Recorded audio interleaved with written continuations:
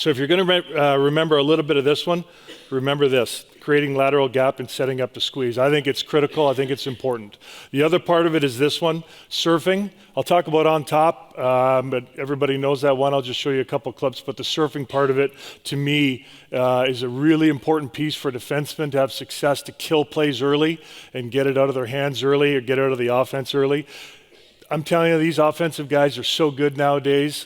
At every level, especially at our level, they can make stuff happen in a phone booth, man. It's really fun to watch. So the quicker you can defend and get it out of their hands, the better off you're going to be. Okay, I'll highlight every player that I want you to watch here. The first one's Hedman. If you just watch him going down, I'm just talking about being on top. Okay, and when you watch the game tonight between Florida and Edmonton, you're going to see Florida do it all night long. They're awesome at it. They're great at it because they're in your face, they're on top of you. But there's a way to do it. I'll just touch on a couple things here. You notice Hedman sealing the wall, stick to the inside where he can't get that puck to the middle ice and being aggressive down the wall. We end up getting this one. And we stay on the offense because he's on it early. Again, you're going to watch Darren Radish do it here. Same kind of idea. Okay, the second piece of this, obviously, okay, Stamkos backing him up, Kucherov backing him up, and they're reloading and getting above.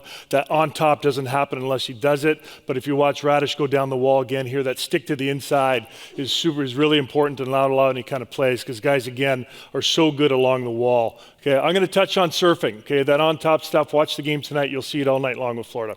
Surfing's a big part of our game where I like to eliminate plays early, and it goes like this. You may have heard the term before, or you may use a different term, and it's simply this. Okay, we got kind of a crappy forecheck going here. We got no F3. Okay, and our weak side defenseman, we like to set him up in the dot lane. That's his positioning for a couple reasons. One, he can go down. Two, he can get to rim pucks offensively. He can go D to D wide, or he can come to it offensively. Okay, that's what we like to do. The other part of that is it sets them up for success as they break out the puck. Okay, I like it when he's off here, their inside shoulders here. You can see Radish come across here. Sorry for the delay. That's surfing coming across. He kills the play. His partner's in good gap. We get the puck. We got possession. We're going the other way. That's what I call surfing. Okay, same thing here. You're watching Hedman on the left side. He's patient. He's lined up on the dot lane. Okay, he doesn't have gap yet, but he comes across with good stick right across. He's surfing that blue line right here. His partner's got good gap, and we kill the play, possession, and it's going the other way. Okay, another good example of surfing. A bad example of surfing. Watch Taves. Okay, not patient. Don't get me wrong, Taves is an awesome player. I just use him as an example here.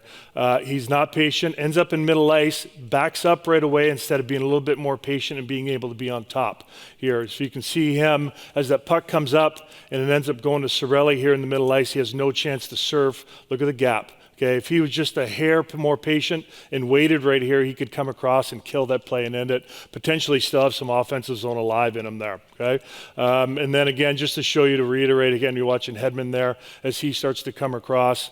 Okay, he gets a tick on the puck. His partner does good gap, and again, we're possession. We're going the other way. Okay. Last one here on the surf. One more piece of it. I love defensemen skating forward. Bobby Orr did it for his whole career. I think you defend well skating forward, obviously offensively, but I think you can defend well skating forward and do it effectively, even when pucks don't go where you think they're going to go. So this is Chernak here. You're going to watch him as he's coming across.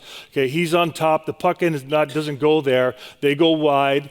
Because he's skating forward, it's an easy adjustment for him. He just flips, turns, stick down, sweep downhill, and he kills the play by good body position, good stick position, and good footwork with Chernak there. Okay, this is the other important piece on gap and creating lateral gap. And I don't know if anybody, you know what I'm talking about here, but when you can't be on top, you can't surf, your gap is poor, how do you help yourself? Okay, how do you create that lateral gap and not allow them middle ice and not allow them time, space, and room to make a play? And of course, I'm showing you the best version of the Tampa Bay Lightning. I always show the good clips. Believe me, our guys mess up as much as anybody, but this is guys really doing it right. And you're going to watch, again here, it's Darren Radish. And how do you create gap? Okay, he moves laterally through the middle of the ice. You've probably seen it 1,000 times, but this is something we work on a lot as a decor. Okay, so he moves laterally to the middle of the ice. You can see him here, moves in.